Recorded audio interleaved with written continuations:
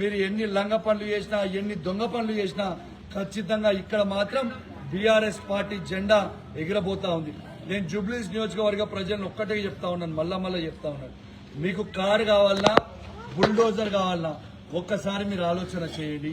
ఈ గల్లీలో ఉన్న ఇల్లు జూబ్లీస్ నియోజకవర్గంలో ఉన్న 70% ఇల్లు 75 గజాల లోపల ఉంటాయి. పర్మిషన్లు లేకుండా నోటరీ మీద అయి ఉంటాయి. కానీ ఇవాళ అవన్నీ కూడా రంగనాథ్ గారు కూడా మొన్న ఈడికొచ్చి ఇన్స్పెక్షన్ చేసి పేరు ఖచ్చితంగా ఎన్నికలు అయిపోయిన తర్వాత వీరికి ఇట్లా పొరపాటున కాంగ్రెస్ పార్టీకి ఓటేస్తే మాత్రం వాళ్ళు బుల్డోజర్ తీసుకొచ్చి మీ ఇల్లు కూలగొడతారు. అప్పుడు మేము కూడా ఏమి చేసే పరిస్థితి ఉండదు. కానీ మీరు రేపు గోపీనాథ్ సునీత గారిని గెలిపిస్తే ఆ బుల్డోజర్ కి అడ్డంగా అనుకోవడానికి మేము సునీత గారి నాయకత్వంలో కేసీఆర్ గారు, కేటీఆర్ గారు, హరీష్ రావు గారు, మేము యావత్ బీఆర్ఎస్ పార్టీ మీకు అండగా ఉంటది.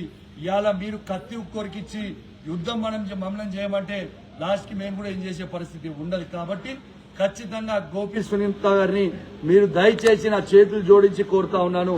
మీరు కారు గుర్తుపై ఓటేసి ఆ కుటుంబం కష్టకాలం నుండి గోపన్న వాస్తవంగా ఇక్కడ నియోజకవర్గంలో ప్రజలు ఎన్నుకున్నారు. ఇలా గోపన్న చనిపోవడం జరిగింది. పాపం ఆ కుటుంబం కష్టకాలంలో ఉంది. దయచేసి నా చేతులు జోడించి కోరుతా ఉన్నాను.